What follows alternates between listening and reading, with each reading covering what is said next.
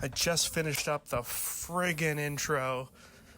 Out here trying to get some ambiance. My cat Mabel was right at the door, ready to run outside, and I'm staring at the culprit right now. You want to say anything? Come on, speak for yourself. No. Okay. Yep. Hey, Mabel. Yeah. Okay. This episode, I have Lucy Ellis. Lucy was a really interesting guest because, just like Reed before her, she's a musician and actor. But unlike Reed, and unlike me, certainly, she has quite a bit of a following on YouTube. And that's sort of an arena I'm not as familiar with. So there's, instantly I wonder how people could ever handle criticism. And not that she warrants it or her music is not good, it's great. But even, like I say in the interview, even the best musician would still be criticized by some person in YouTube comments. So wanted to get into her mind about that. Fans, this is random, but fans of Flashpoint might enjoy this interview, so they should check that out. And one last chance before you say goodbye, Mabel. You want to say anything? All right. That's well said. Get out there and vote. It's election day. All right? I'm Alex Southey, and you are listening to Lucy Ellis on Your Worst Song.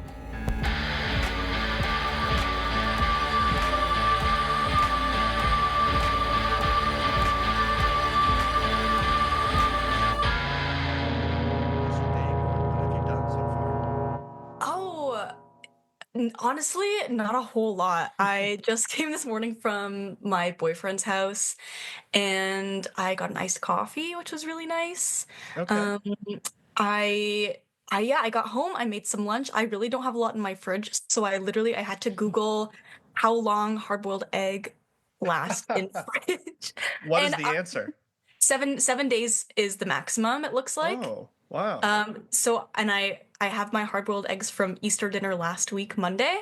So we were all good. We're all good for today. Tomorrow, maybe not. You're under the wire. No, that's great. Yeah. I was going to ask what you had. Okay.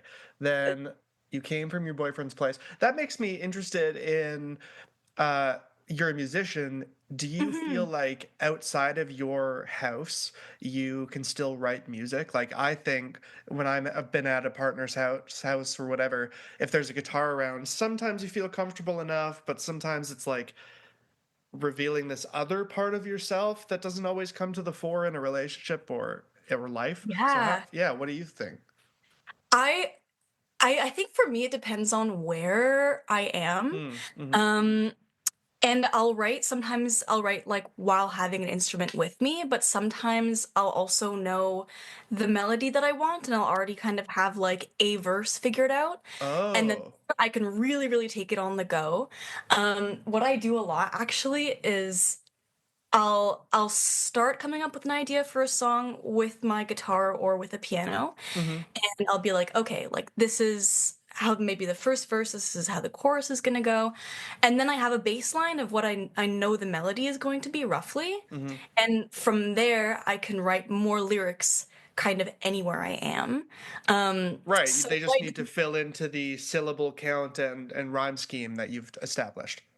exactly, Yeah, yeah. yeah, yeah. Actually, like I work as a server, Mm-hmm. and sometimes when it's really slow, I write a lot of lyrics in my server notebook, Oh, yeah, yeah. and I have to take a picture of it before I go home because I don't take it home with me. Oh. And then I'll try to decipher like the kinds of things that I was thinking of.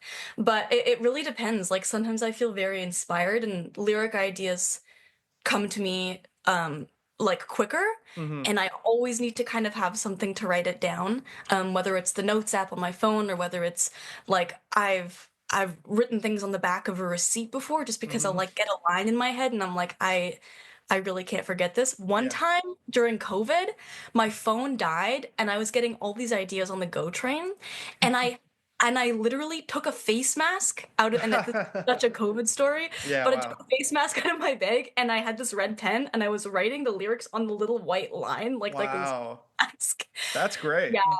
It I like also I yeah. really like the idea of also being at work as a server and writing lyrics in your server notepad, because at least there you can make it appear as though you're doing work. Like, Oh oh, yeah, she's really concentrating on something versus it being your phone.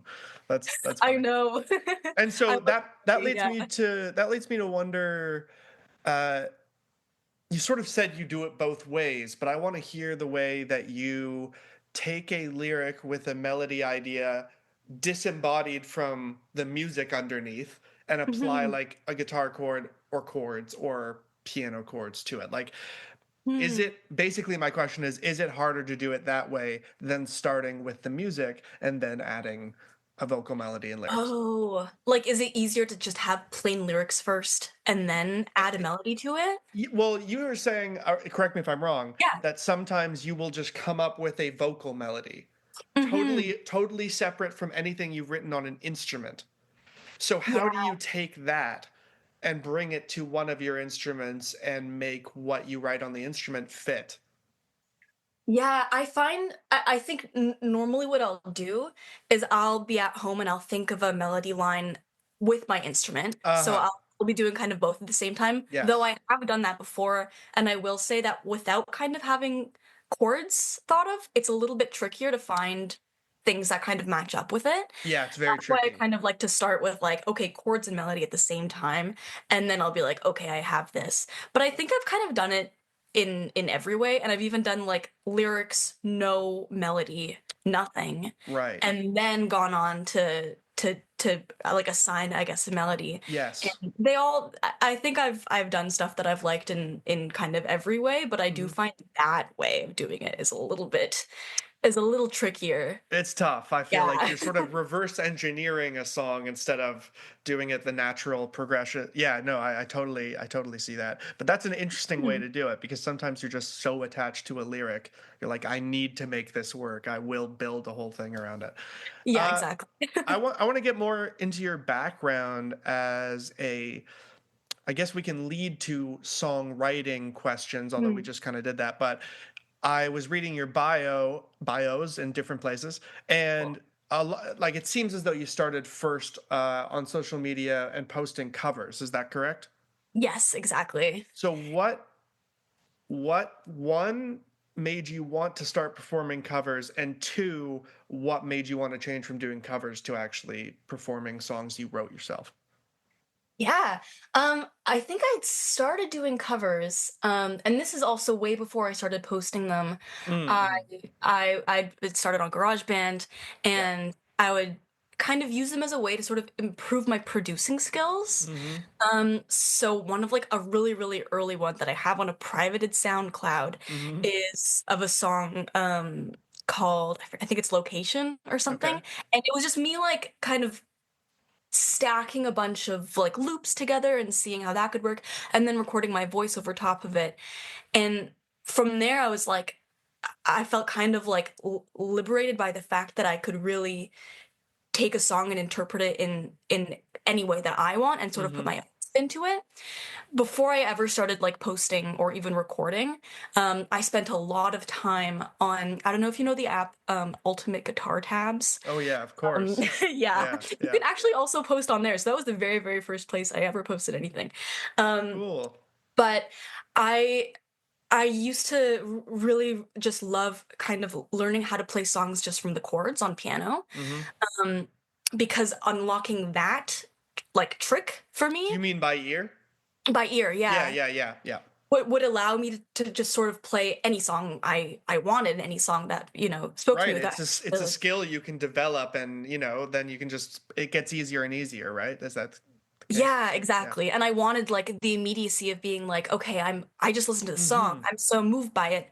I want to play it and know how to play it right now so I can get all my feelings out with this cover kind of Yeah. thing. Yeah. So that took like I spent many, many hours in my like teenage years just on that app and just doing some very, very basic chords.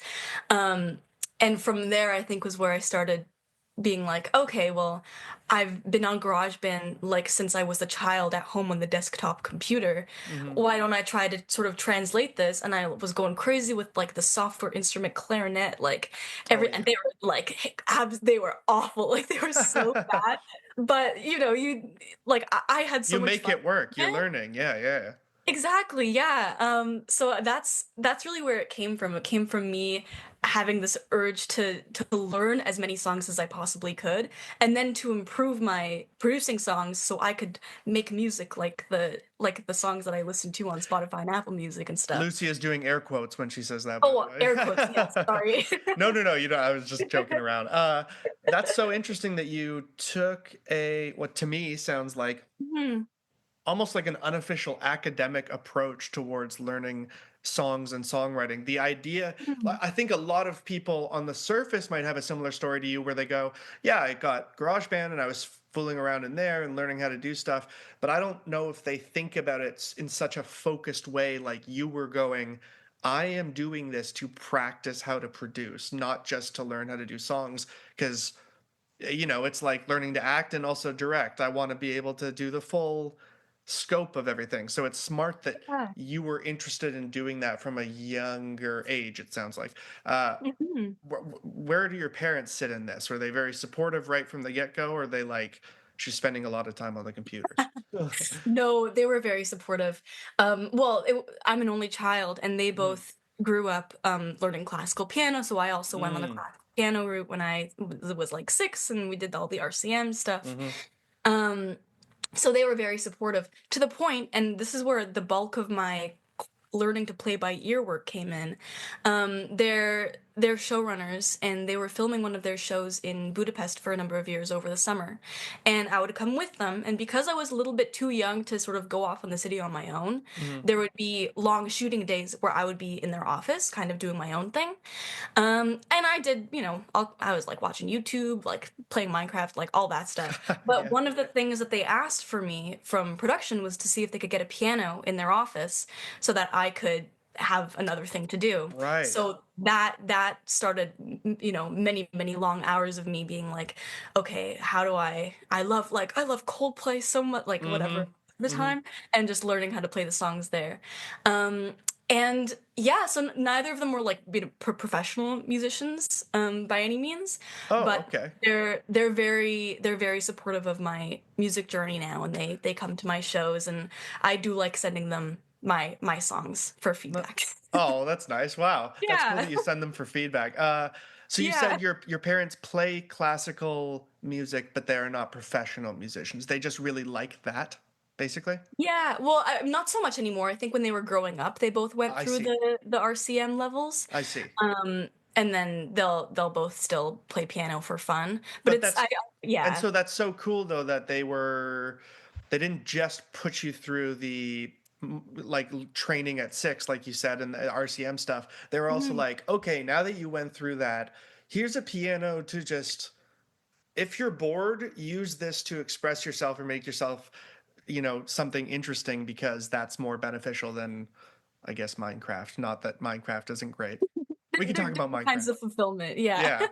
Yeah. How Um, actually super briefly, just because of yeah, Minecraft is like in the news because the movie is of super course. popular now and kids Mhm. are terrorizing theaters. I Uh know. how long ago did you play it? Because I remember it before it when it was like a beta, air quotes, Oh, yeah. and there was like no goal other than to just like it was a bit like Animal Crossing. You just sort of like play it and you live it out. So yeah. Yeah. I think I probably start I'm oh gosh. I think when I was playing it, it was a little bit after that because I Hmm. was really into like joining servers Yep. and playing like with other people and stuff. Um, so I think it might have been probably around like 2013, Okay. 2014, Okay. Yeah. maybe It was a little bit somewhere after when I would there. have been doing it. But yeah, no, okay, that makes sense then in the timeline. But I guess Yeah. my question that I was leading up to is does it Mhm. shock you how popular this movie is right now? I felt like it was just like like a thing I didn't hear that much about and now it's like it seems insanely popular. Yeah. I don't think I'm super surprised, Okay. but what does surprise me is that when, like, the news of it, I guess, being in production started coming out, it wasn't a huge thing until people took to the movie theaters and started Yes. getting insane about it, That's so and true. then I think that may have been what helped to sort of popularize it. I Yes. haven't seen the movie, No, me but neither. the people that I do know that have seen it, they're like, "Oh, it's a little bit disappointing if you have grown up with Minecraft and Mm. now they're just even in the animation style, Oh, like really? yeah, there's just not to like go down a rabbit hole of this, but That's there okay. are some like those like Minecraft music videos that they would Maybe. parody songs and then Okay. Minecraft, and they had a certain animation style that was, I think, a lot more true to the game rather than Okay. having like actual in-person people in there. Yes. Yes. Which I think because I was in the comment section of one of these videos not too long ago, and they were saying, don't ask me why, and they were saying, Yeah. like, oh, like if only the Minecraft movie had kind of stuck to the roots of the game a little bit more. Right. Um, Again, I haven't seen it, so Right. who knows? But I'm glad that like it's having a bit of a rebirth with all of the youth, Yeah. which Yeah. I'm happy about because I it's a know. great game. That's sure. Yeah. Yeah. There are way worse games that could be idolized by the youth. It's good that they're doing this. It's pretty Yeah, harmless. Um, yeah. Actually, just in that vein, and then we can totally move on.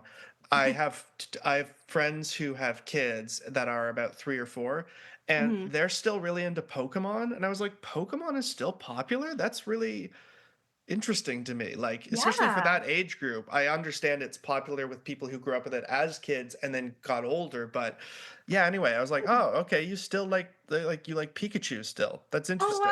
wow. That's Yeah. nice. That surprises me too. I'm like, I "Oh, know, that's maybe just some yeah, things never go out of style, I guess. I Um, love that." okay, well, maybe through that we can get to I know you also do acting, Mhm. and Yeah. I want to hear more about how you balance that with music. Like what is if there is a dominant between the two, Mhm. which one is the more dominant like thing and focus? That's such a good question, and I feel like whenever I tell people what I do, that I'm, like, an actor and also a singer-songwriter, they're always like, "Okay, but which one?" Like, "What do you That's like not how sort I of mean it, I promise. No, no, no, I Yeah. know. But I was like, it's difficult because I think that they've been very, very equal for a long time. Mm, I went to theater school, like, a couple of years ago, and, before I went into theater school, I was like, acting is gonna be the thing, okay. and music is going to be the hobby that I do. Mm, So acting was definitely like 75% acting, 25% music, like hmm. that kind of thing. Though I did find during theater school, I would find every possible excuse that I could to make music for something. Like we would put on a show and I'd be like, I can do a little composition for this. Or like Uh-huh, I'd play uh-huh. a character and I'd be like, this is maybe a song that they would write. And so it's just like subconsciously, there was really something musical under the surface Yes, lurking trying to pretty much break the out. whole time. Yeah, yeah. Um, and then during the pandemic, you know, theater school pretty much stopped for a little bit because what Mm, can you do? hmm. And I was like, I didn't know what to do with myself, so then I started posting the covers because music is something that you can do on your own more than you can be in a scene with another person on your own. Certainly, So yeah. that's when I really, really started like making more covers and learning about like I got Logic instead of GarageBand, and Hmm. that's where it started kind of ramping up there a little bit. So that when we got back to like in-person stuff by the end of theater school, and I like had my YouTube channel and stuff at that point, they felt pretty equal because Right. now I've spent all this time on music and I'm like, oh boy, this is something that I can really reach people with. Hmm. And on top of that, it's like my channel started being monetized too, which certainly helped. Right, Um, yeah.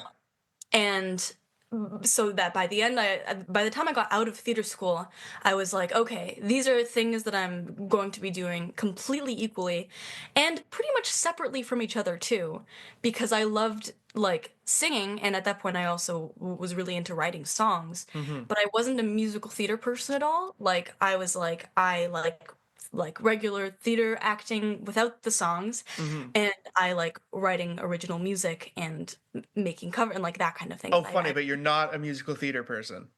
No, I was really into musical theater, I think when I was Younger. like younger, like high Yeah. school, and then I Okay. sort of just stopped being into it.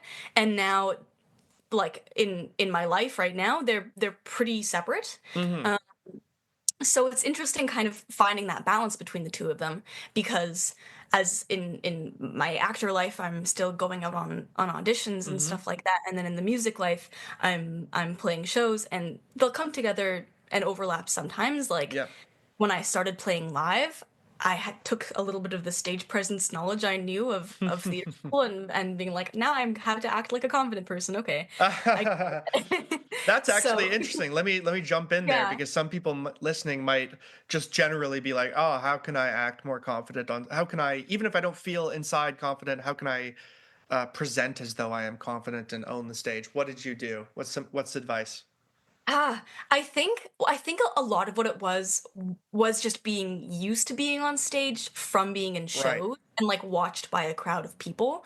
So part of that is like kind of just the Yeah. experience. Yeah. There's no like time to use this theater school trick about Uh-huh. whatever.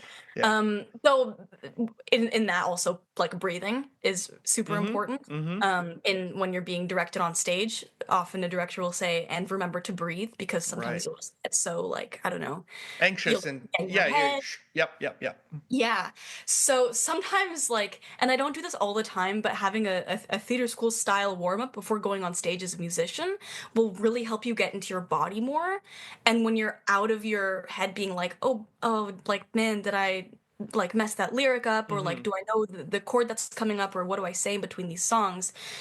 It'll it'll help you sort of get out of that mode and be a little more in the room with the other people and a little more with the audience. So I find that really really helps. Yep. Just kind of getting out of your head in that way. The real difference is when you're on stage, you're playing a character, and as an actor, and As when an you're on actor, stage yeah, as yeah, a yeah. musician, you're Yeah. not playing a character, you're just being yourself. So that Yes, you're right. there's no getting around that. You That's just sort of, true. At most, yeah. at most you're amplifying certain parts of yourself, but you're probably not playing a character. Yeah, right. Yeah, exactly. So I, it's a little scary still, it's a for little, sure. yeah, it's a little more vulnerable, I imagine. I think I Mhm. could see why acting is, uh, there's actually weirdly safety in getting to put on different masks. Mhm. It's, For you can find sure. vulnerability through it, but okay. So, and also we can, well, I'll just ask, how have a pretty popular YouTube channel, at least in terms of like followers. It looks that's more than I've seen in a while, uh, and so what I guess I'm wondering what it's like to receive, I assume, many comments. Basically, Mhm. have a comment section to deal with in this day and age. Like, you're a good musician, you can sing very well, but you could be the best musician in the world and you'd still get hate comments probably. So my question is, how do you handle the attention in general? Yeah, it's interesting because it's like having a comment section and having comments on every video that I post is something that, and I've had my channel for 5 years now, which is so Mm-hmm. crazy. Like you sort of get used to kind of the feedback after a while, Mm. and every so often there are ones that um I'd say I'm lucky enough I don't get a whole lot of hate, Okay, which is good. nice. I'm also Um, not asking this to make you feel bad. It's more like advice, just no. and curiosity. Yeah, I would say most of them are super super positive, which is really Nice. nice. Yeah. And I like to sort of I definitely read them all, and I'll try Okay. to reply to them all, which is a big like thing sometimes. But if I Yeah. do it kind of consistently instead of in like huge chunks, then it Mm-hmm. is doable. So I feel like I've read the majority of comments that I've had, and you can even see like on I have one like video that has a lot of views and a Mm-hmm. lot of comments, like I think over 1,000 comments. Wow. But you can see that I have the heart on hopefully like over 80% of them, Right. because I just will read them and I'll like them kind of as they come. Right. And I do this because when I was younger and I was watching other people's cover channels, Mm-hmm. I commented on somebody's thing and she liked my comment and I was like, "Oh my God, like this is a real person who read Yes. what I wrote." Right. So I kind of want to do that as much as I can, Oh, that's because nice. sometimes like I don't know, I sort of want to bridge the gap between like a creator and consumer, I guess, Yep. Yep. as much as Audience like member, whatever. Yeah. Yeah. Yeah, there are some, I mean, like, inevitably there are some that you just can't get around, and there are some Sure. that are like, you suck, whatever. Like, I remember the first ever hate comment I ever got was someone saying that something was cringe or something Yeah. and I was like, and I remember I was like, oh God, like, maybe it is cringe, like, maybe Yeah. they're right. And like, those things can, like, if you let them get to you, they'll outweigh like 15 positive Oh, comments. totally. You always hear that with like celebrities or whatever they say. We don't remember the positive ones as nice as they are. We remember the true mean ones, you know? Exactly. Yeah. Yeah.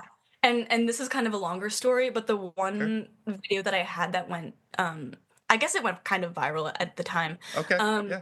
of a cover of just the two of us. Mm-hmm. It, part of the reason why I got a lot of views is because somebody posted it on Reddit and it Oh got to no. the top of like r slash songs for a day and r slash listen to this, Yeah. and somebody had tagged it as Neo Soul when I didn't say that it was Neo Soul. Oh Somebody was no. like, "This is Neo Soul," and then here come everybody like out Yeah. of the wood, The debating each other. gatekeepers of Neo Soul. Yeah. Exactly, and like there are people saying like, "Oh, like blah blah blah," but they're all like a bunch of music people being like, well, the drums are out of sync with the piano, and like Ugh. being like, oh, just another cover with a lot of reverb, and this girl singing a song that's supposed to be a class, like way to ruin a song, like that Right. kind Yeah. of thing. Mm. And I was reading at the time, I was like, oh my goodness, like what is Oh. happening? And I remember this is so bad, but I would like reply to some of the like. I would reply to some of them. I think I replied to only a couple. I was just like, "Hey, like, I was just learning how to produce. Like, thank you for the feedback." And it was Oh, um And okay, you responding that way, were you responding that way in a kind of kill them with kindness, make them feel bad for writing something mean by being nice to them? Or were you just like genuinely like, thanks for the feedback, even though it's mean? I think it was the first one. I Yeah, think right. I wanted them to know that I was Yes. a real person reading their comments being like, I've only been using Logic for a year, Yeah. and I'm gonna really keep this in mind. Thank you so much. So that they can hopefully read that and say, ooh, maybe I shouldn't have been so mean in my comment. No, that's the right way to Reading do it. it for sure. I've been Yeah. guilty of responding to stuff like whatever on threads or Twitter back in the day. And it's just like, oh, I felt right in the moment. And even if I was technically right, why did I say that or whatever? It's just not worth it. You did it the Yeah. exact right way. Uh, and also, it makes sense. Just going back to you trying to respond to or engage with every comment, I think that makes sense once your channel takes off enough that it's monetized to an extent. Because then it's like Mhm. it's part of the job. You're going to respond to people, and you know that they're helping bring attention to you and that kind of thing. Yeah, and there's something in like there's people that have been commenting for like all 5 years that I've had the channel, and I Wow. like recognize them, and it's not a huge group, but maybe Yeah. there's like 5 to 10 folks that like that I will see that I will recognize, and I can like look at their previous comments and be like, wow, like they've been here since I was posting like the really really early Right. stuff. No, that's They've amazing. stuck around, Yeah. which is Wow. yeah, and it's nice too because it's like when I play live shows, like they can't come because Hmm. people are from kind of Sure. anywhere in the Wherever. world. Yeah. Yeah. So that's the way that I just kind of want to sort of appreciate them and say like thank you for continuing to come back to this comment section, and I recognize you and Hmm. like your support and nice things like just really genuinely means a lot to me and helps For me sure. keep going with it all, which is really nice. Absolutely. Out of curiosity, just because you reminded me that yeah, it's the whole world. Anybody could they could be anywhere and comment on your video or see your video. Mhm. And theoretically, you can see the data behind your videos and stuff. Yeah. Any are there any countries or cities that stand out that you're like, whoa, I've got 20 fans in Morocco. That's wild. I think, well, YouTube will give you a bunch of these analytics too, Yeah. but they'll show you like your top countries. Hmm. And I think for me, f well, I think the States is probably the highest, Right. and then it's the Philippines, and then Canada, and then France, Oh wow. and then I can't remember off the top of my head. But one of the things that really struck me, I think, was I've written a couple of original songs about specific places in the world. Namely, Ah. I've done one called Aberdeen, and I've had at least 3 or 4 people from Aberdeen comment, and I was like, Oh, oh my God. that's And funny. I have one called Philadelphia as well, Uh-huh. and then I had actual people from Philadelphia comment. So I was like, I thought that that was really, really crazy No, because that is. Aberdeen before and to have like a real person from the place that I wrote a song about Yeah. was very crazy to me. Well, you seem to have a lot of sort of experience in the YouTube age of things, and Hmm. I'm sort of I'm definitely gathering I'm a bit older than you, and that so obviously I remember YouTube whatever and followed it somewhat, but I wasn't of the age where I had like a favorite YouTube singer or artist or person. So I'm what Hmm. this is leading up to is there anyone now who people listening to this should check out on YouTube that maybe haven't broken out, including you, obviously, but other than you, that haven't broken out outside of that? Yeah, I think, well, two off the top of my head, two of my biggest, I think, inspirations for starting the channel were like YouTube cover artists that sang a Yep. lot. One of them is a girl called Alice Christensen. Okay. She does a lot of really, really beautiful covers, and her videos introduced me to an instrument called the omnichord, which is Oh like no. from the 80s, and Oh. it's huge and it sounds very like magical, and you just press the chord that you want and it'll play the chord super easy. Oh, okay. Um, so I recommend checking out the omnichord too. But Okay. her covers are beautiful, and same with this other girl named Audrey Mika. She was very like, and it's all like I think everybody really sort of took off in the pandemic because Yeah. people were watching a At lot more home. Yep. Yep. for sure, and like making things at home a lot more. So Alex Christensen and Audrey Mika, they have just really fun and creative spins on songs that Hmm. I took a lot of inspiration from. I think their channels, and I was like, oh, I want to do this too, like that kind of thing. Okay, cool. Um, And so yeah. that was back when you were getting into the idea of it. Is there anybody now who's super Hmm. popular that you really like? It's an interesting question. I think honestly, I don't watch like YouTube cover people so much anymore. No, isn't Um, that so funny? I'm sort of similar yeah. with the type of music that I make. It's like now I don't listen to that music that I make as much, or like the same sort of Yeah. people. It's bizarre. The same kind of thing, like, because I'll see somebody else do a cover of a song with a guitar like that, like the exact thing that I do, and and it's interesting because like before I had made the channel, I Hmm. was really like eating those kinds of videos up, Hmm.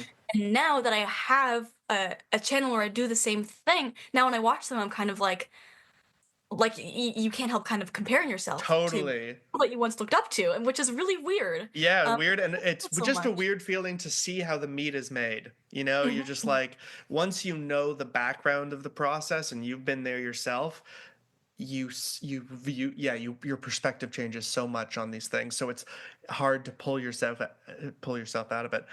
Um, Yeah. Well, I'm sure many more stories will come, but let's get to the first official question, which is what is your favorite show that you've played so far, live show?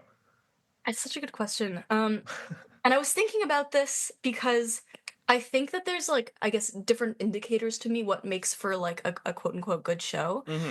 And I think sometimes it's like the, I don't know, like the band felt super tight and like we did those songs justice, Yep, and yep. like we played really well. And then there's also like the audience side of it, and like you may have been playing a little more poorly, Right. but the audience is just really eating it up, and like the I guess the connection that you have with the audience is amazing. So I was kind of trying to keep those two factors Hmm. in mind. Totally. um I would say there was a show that I played recently at Burdock Music Yep. Hall for the first time being there, and it was just like such a beautiful venue to play It's at. lovely. It's lovely. um and yeah, and this the sound like was amazing too, Hmm. which really, really helped. And I was playing just solo guitar, and my producer was playing the piano, and he's an extremely talented piano player. And we had rehearsed, and it was all original songs. We'd rehearsed them all a few times. Hmm. But just being able to play through the songs that I knew quite well on the guitar, but kind of having them leveled up a little bit with the Hmm. piano, to an extremely attentive audience, who were very into like any of the crowd stuff that I would do. Hmm. That was a really, really special one for me. Um, What do you mean by crowd stuff? oh, I like to do like a lot of call and response Oh, kind of I see. things, like in Yes, my yes. songs. But also same with like talking between each Hmm. song. Hmm. Um, They're just just attentive. being, yeah, attentive and responsive. Like if I say, like, not that I like say jokes, No, but I get what you mean. like that kind of You thing get of little titters after saying a line or something. Yeah, yeah, yeah. exactly. So that feels really nice.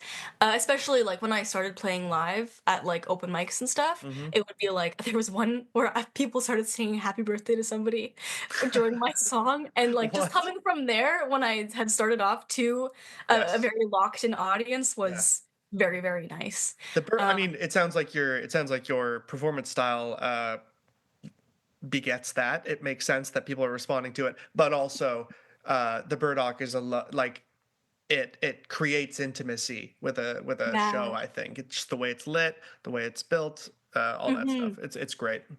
And I feel like I'm a very like lyrics driven artist. Right. It's very important to me that the audience understands what I'm saying in my lyrics rather than Mm-hmm. just listening to the music. Mm-hmm. So intimate venues like that are like super conducive to that kind of thing. Absolutely. Um I played at the Dance Cave for Canadian Music Week last year, I think. Mm-hmm. And it was like also a great venue, but I also think that like it wasn't it wasn't super like matching with what I was doing with my set. Gotcha.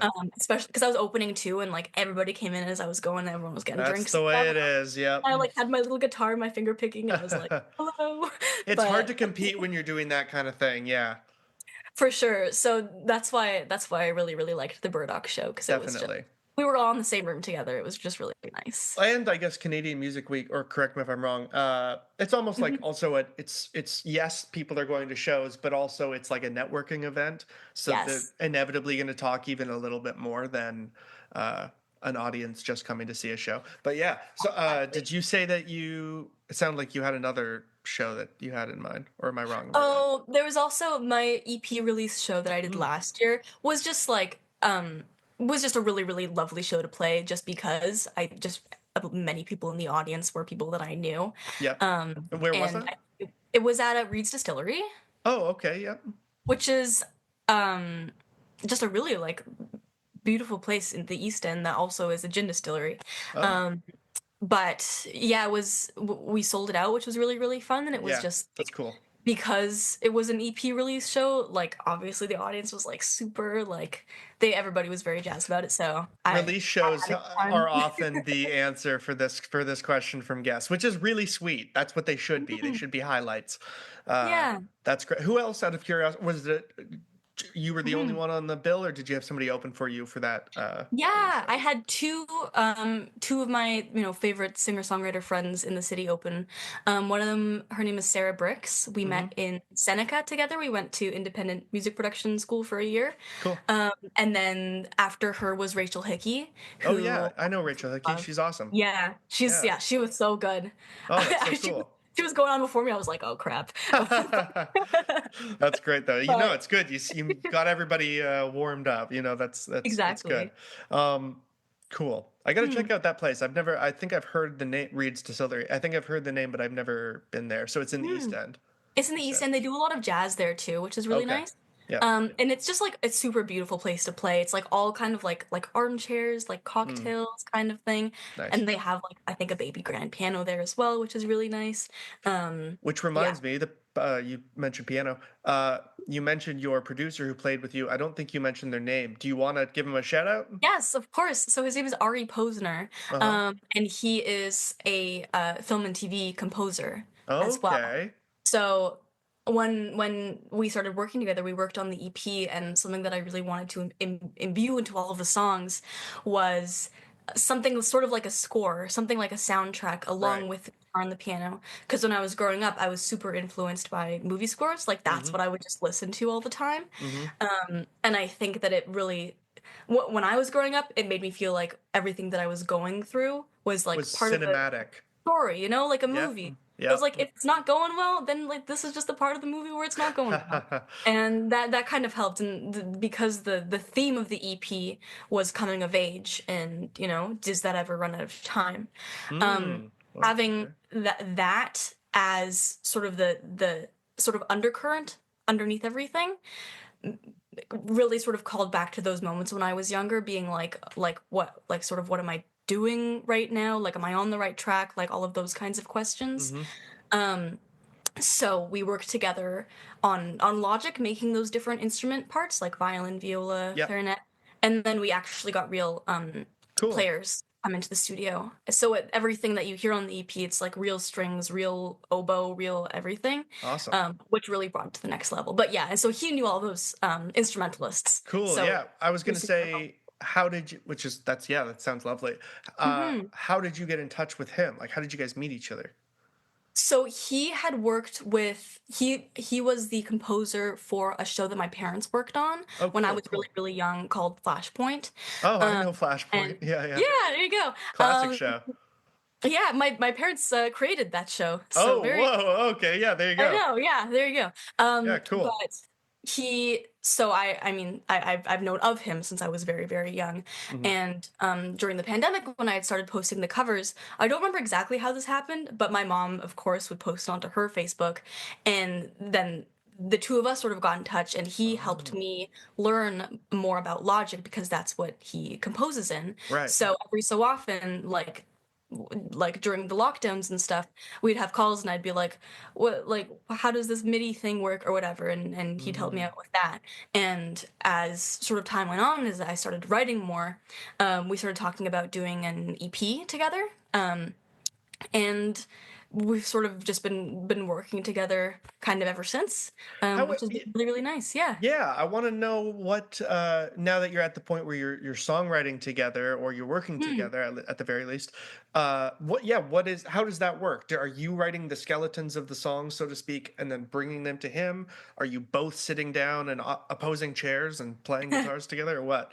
I'm pretty much writing sort of all of the songs in their entirety and then sort of sending those demos off to him. Gotcha. Yeah. And every so often it'll be like, oh, like for example, one of my songs, Blue Town, I think, originally the chord progression in the chorus was a little bit repetitive, and he was like, Hmm. what if you just changed it to these two chords instead? And it like Gotcha. really leveled it up. But Wow. the lyrics come from me. Certainly, yeah.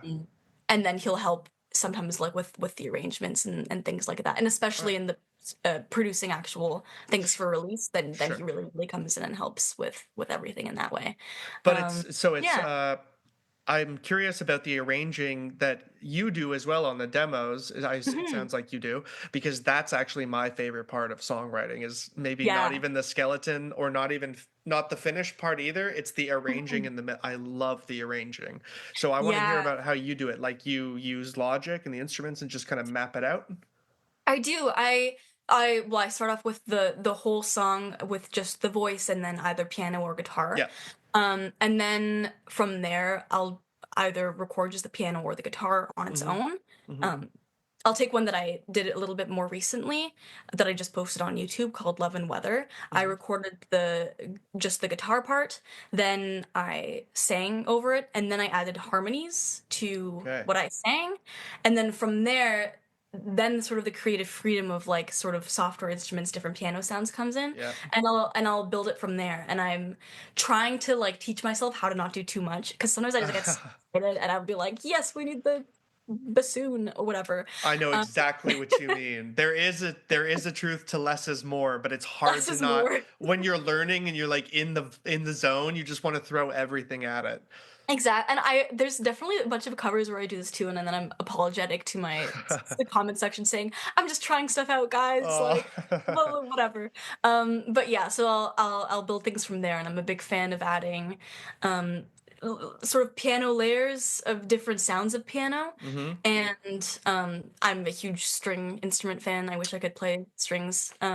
But adding like a little orchestral score, like a little Hmm. cello or something like that as well. Oh, I As love much. it. It adds so much like emotion, natural emotion to an arrangement, I think. Yeah. Yeah, totally.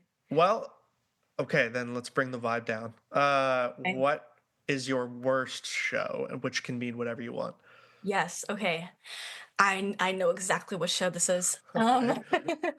So this I can't was this last year or the year before? I can't remember.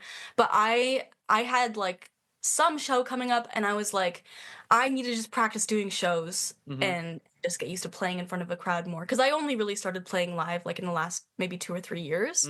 Okay. And I felt like as a YouTube singer, I had a lot of catching up to do in the real world kind of Yeah. thing. Okay. Um, and I think most of my gigs I had been opening for people too, Sure. and I wasn't super good at like just organizing my own thing.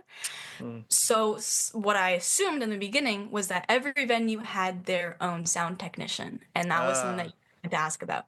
So I just sort of assumed. And there's this beautiful, lovely place in Roncesvalles called The Local, which I like Mm-hmm. absolutely adore. I went there, I saw a show there, I was like, wow, this is so good. I would love to play a little like acoustic set here. Yeah. Um, and I'm like, I draw my poster, I do the whole thing.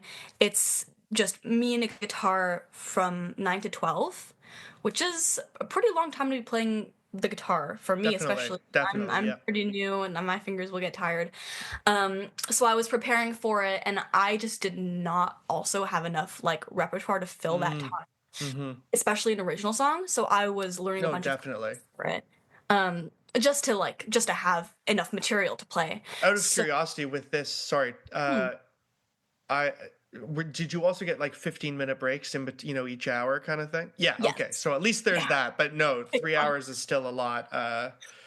Yeah, sorry, continue. Yeah, so the 3 45-minute sets, I had gotten all my songs together. I remember the night before I was practicing and being like, yeah, like I pretty much know these more or less. There were quite a few. I think there was like maybe 35 or something in total. Yeah, wow. And I get there and I was like, oh, maybe I should bring like my mic and my cables just in case, because who knows, especially because I'm not coming with anyone else. Mm-hmm. Um, and I get there and I speak to the bartender, and the bartender's like, "Did you bring a sound person?" And I was like, "Oh, no, actually." So he was like, "Do you know how to use a PA system?" And I was like, Oh "Kind no. of." Yeah. Because we learned a little bit at Seneca, like how, like the Right, levels, right. whatever. So I was like plugging myself in and like just just seeing, what we could do. I was like, oh man, I should have brought like my guitar stand, like so many things. But if I hadn't brought my mic and like my cables, then I Mm. would not have been able to play the show at all. So at Damn. least I did that.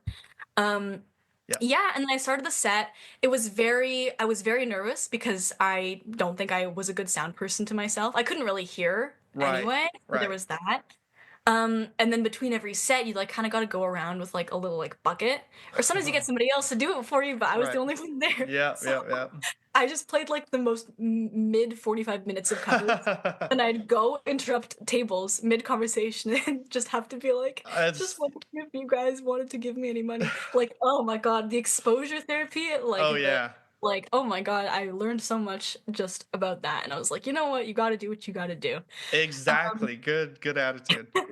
and between the first set and the second set, I think I went down to the washroom. I came back up, and there was this older gentleman sitting at the bar, and he like beckoned over to me, and I was like hello, yes, and he said, I will never forget this. He was like, "Listen, you should be killing it, but you're not." And I was like, "Oh, okay. Like, is there anything that I can do better?" But I think a lot of it was like I wasn't super facing towards the audience. I was more Uh-huh. towards like the wall across from me. So like that maybe was Right. helpful. So this Um guy was trying to say, like, clearly you have the ability, but you're not giving it. There's something missing that's not making it to its yeah, full potential. that's how I would like to interpret it Yeah, anyway. yeah, yeah. So I still had 2 hours left, and I will Was say it definitely threw me. was that Um all he said?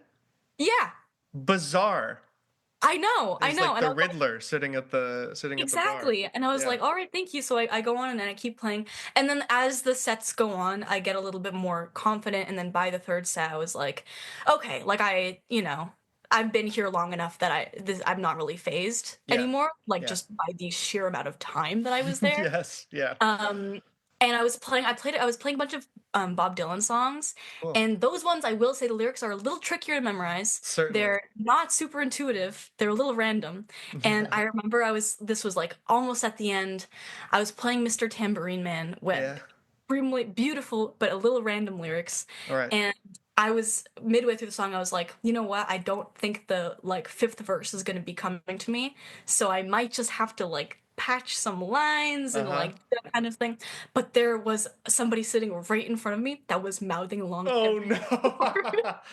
And I was like, oh man, like this isn't getting past him. So I had to like just end the song early kind of thing. Oh, that's But smart. oh boy, like that was the gig that I learned the most about myself from, Mm-hmm. hands down, but it also probably was the worst. I know like there could have been worse shows, but No, no, no. it was That definitely that's a good answer. It's learning tough to come experience. back. It's tough to come back from that initial nervousness of the sound issue and stuff like that. Yeah, it Out was of curiosity, did you the Bob Dylan stuff? Are you mhm. like generally a fan, or did you learn the covers because you needed to pad out the set? What? I think I've always been a fan. Yeah. I think there before I knew who Bob Dylan was, I Mhm. listened to some of his songs like in high school. Right. And I was like and I didn't it was back when I was like, I like this song and I'm not gonna look into who did it. I just like it. So I Right. Yeah. listened to it a bunch of times. And then sort of as time went on, I was like, this guy's kind of behind a bunch of the songs that I like, Hmm. so might as well kind of look into it. Yeah, and then from there, I started really sort of appreciating his lyrics and the poetry in his Hmm. songwriting. I think his voice is a little bit of an acquired taste It is. sometimes, Yeah, definitely. but I think I've acquired it. So Yeah, okay. Well, that's very well said. yeah, That makes me want to ask, what did you think of the movie? Did you see the movie? I did. I enjoyed the movie. I had a good time watching it.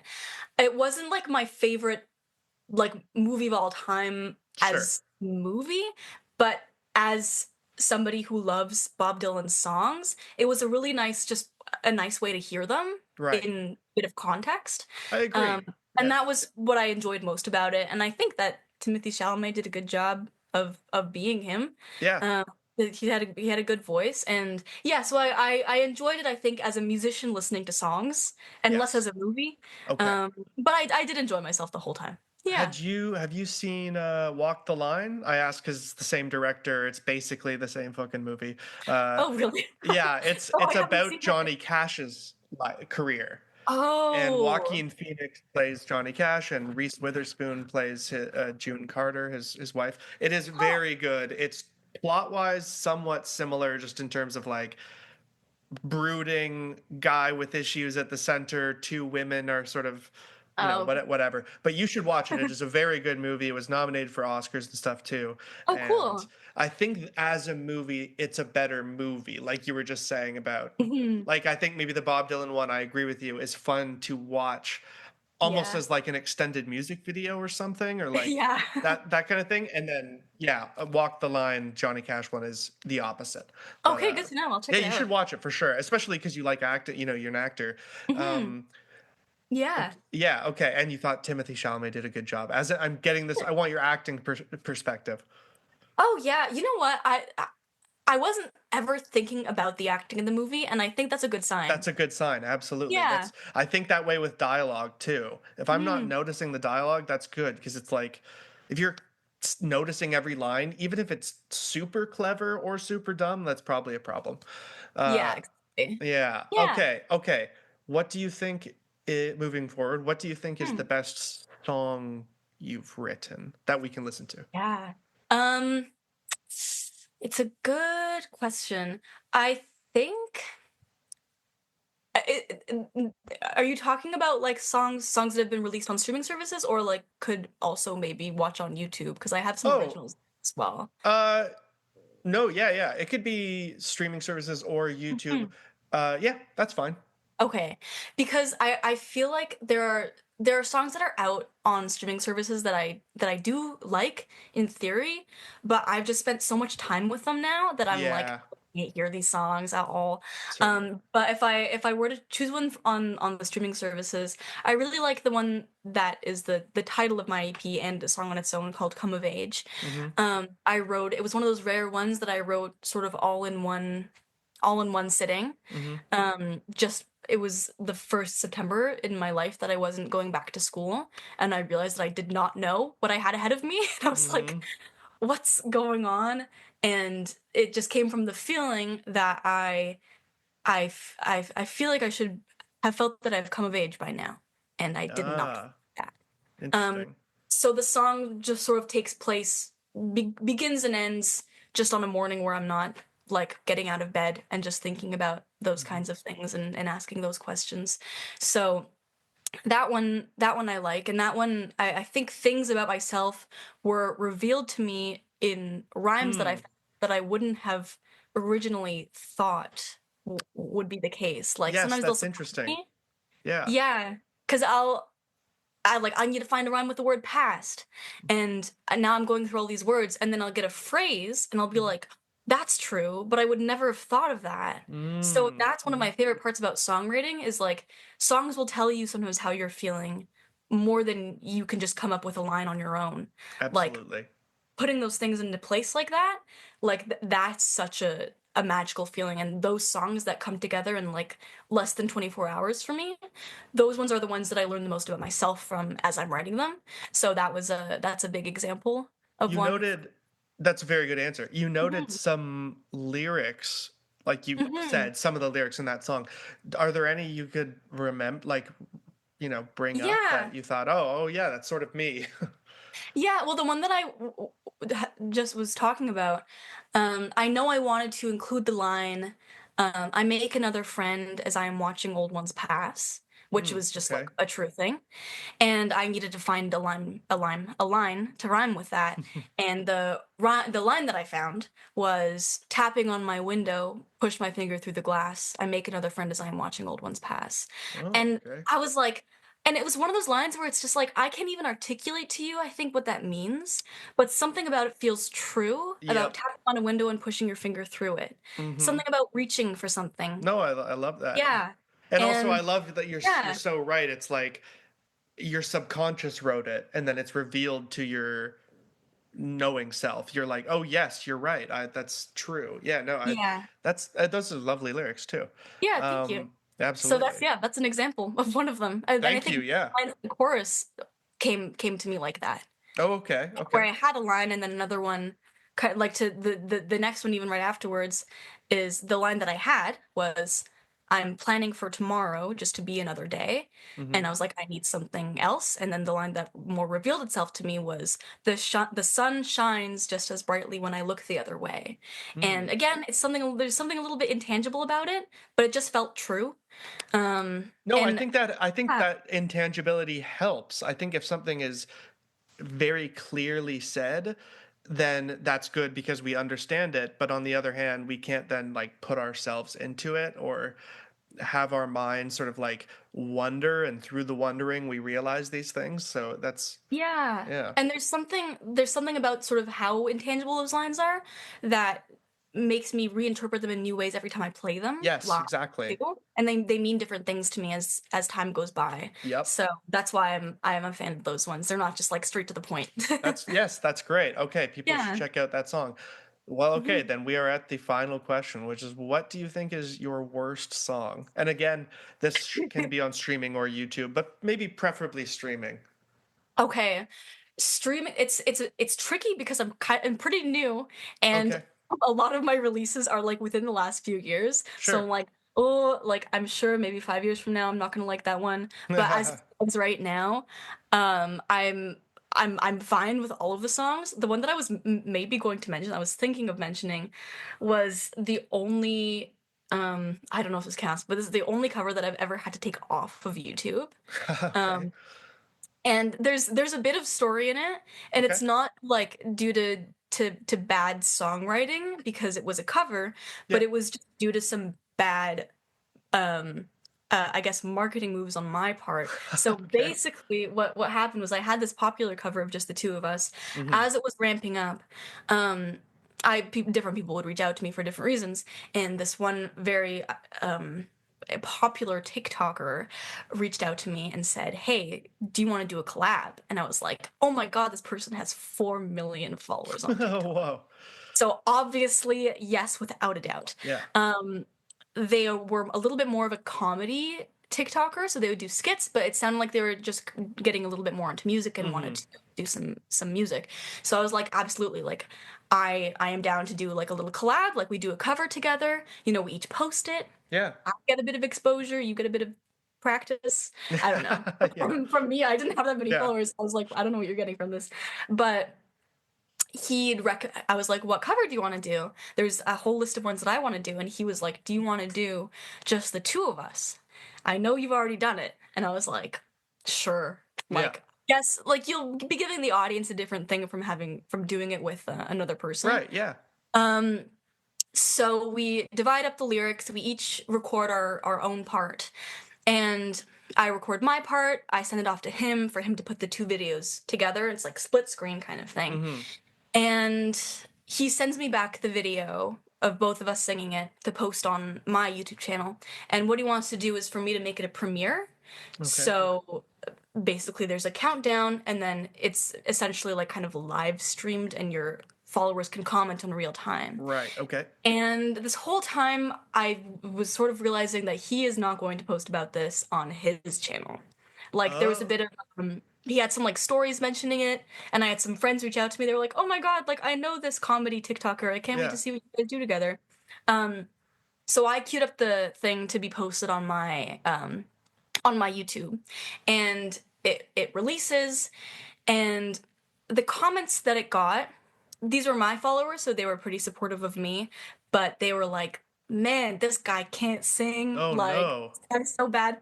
And they were making fun of him too a little bit because he had put this like bling effect on his video so that his watch and his necklace were like glistening in the sunlight, Okay. which was a little distracting. And it was just like I don't think he was like awful, but No. you know, it's super on pitch, and I Yeah. think that some people were a little picky about that, I guess. So Right. I was like, ooh, like this, definitely not the best thing in the world. But whatever, like I kept it up. Sure. It was fine. A couple months later, I start getting comments on it again, and they start like completely roasting him another time, Yeah. calling him the chlamydia boy. Oh And no.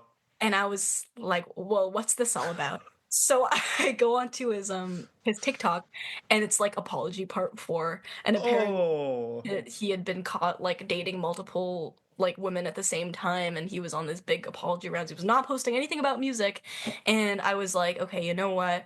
Maybe that's the end of this video being up on YouTube. So I Yeah. took it down. So I would say that's probably my worst like release, Okay. just because of the implications of it all and the whole lesson being learned of like just because somebody has a lot of followers doesn't mean you should collaborate with them. I'm so confused. You're right. I'm Yeah. so confused still about what he was getting out of it, unless it was practice and collabing with somebody he liked, which is cool if that's Mhm. what it was. But yeah, have you I sort of figured it out or what? I feel like because that one my original video of that cover was taking off so much, He he just just kind of thought wanted to maybe, get okay, in there yeah, and okay,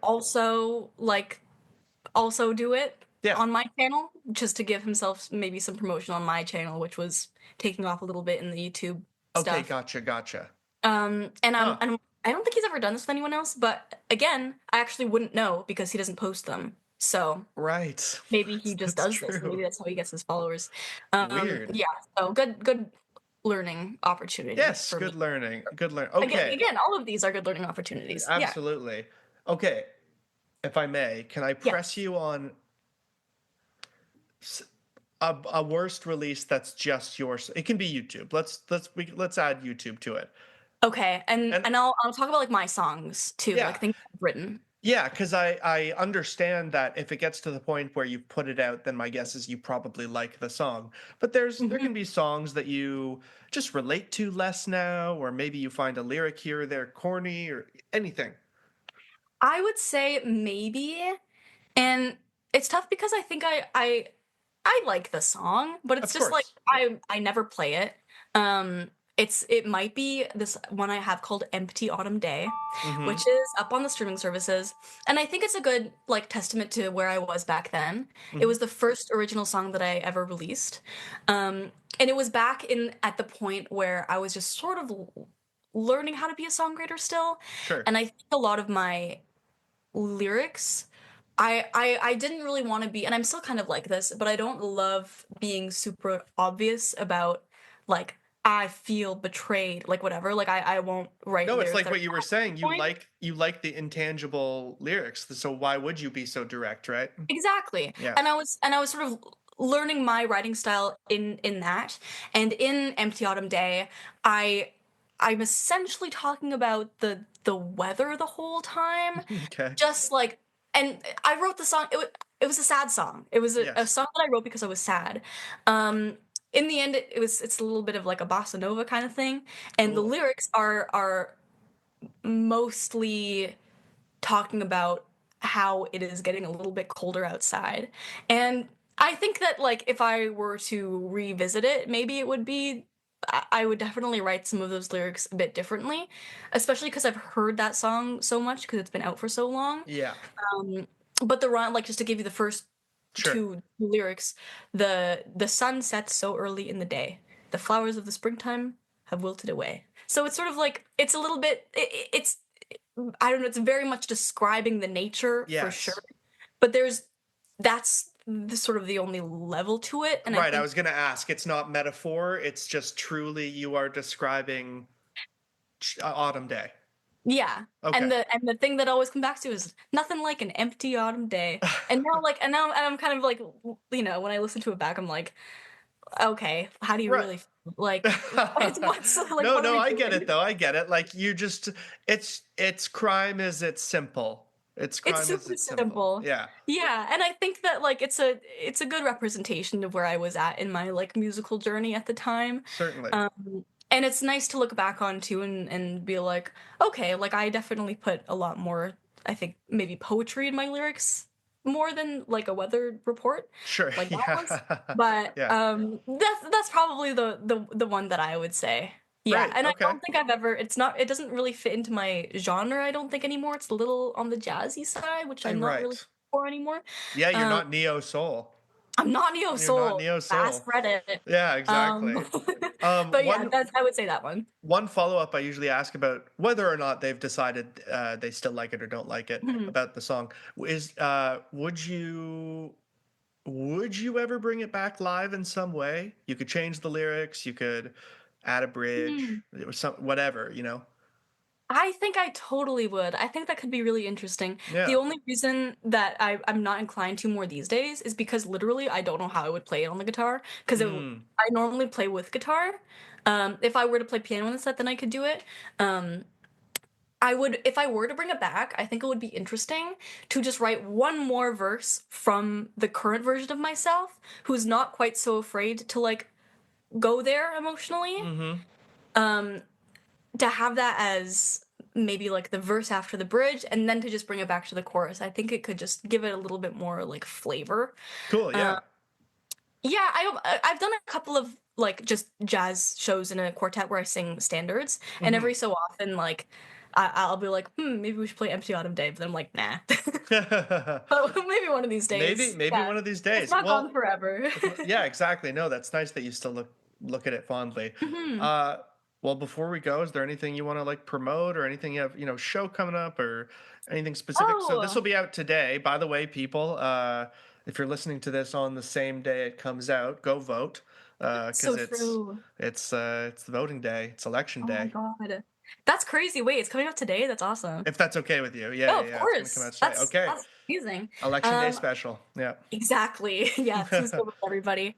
I recently got a grant to finish two singles coming out this summer. So there's going to be a song that I wrote called 2 Weeks in July coming out in July Mm-hmm. for July, and then there's another original I have called Returning to the Start, going to be coming out at some point in September or October, but I don't have any hard dates yet.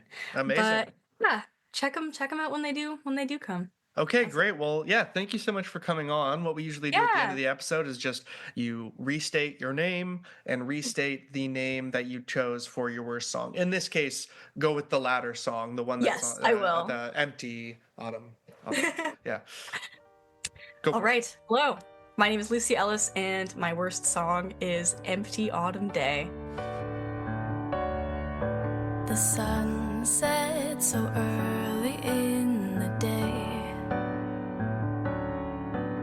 The flowers of the springtime have wilted away, and what's left is cold and dark.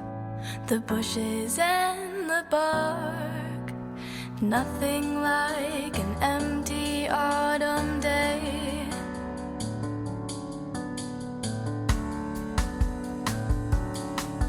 The days are getting darker much too fast. The clear blue skies of summer days were not meant to last. The fog approaches near. I find it hard to hear the happy birds on this empty autumn day. Oh, wind, take all that's left of the cold leaves. Leaves make tomorrow new. The sun sets so early in the day, and it seems the frozen pavement is staying that way. And now the fog won't clear. There's nothing like that time of year, nothing like an empty autumn day. Oh, wind,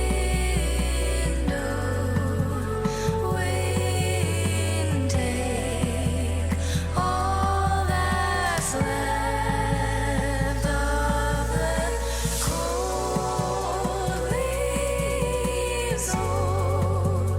Leaves make tomorrow new. The sun sets so early in the day, and I know there's no use asking, but I wanted to stay. And now the fog won't clear. There's nothing like that time of year, nothing like an empty autumn, cold and weary, dreary autumn, nothing like an empty autumn.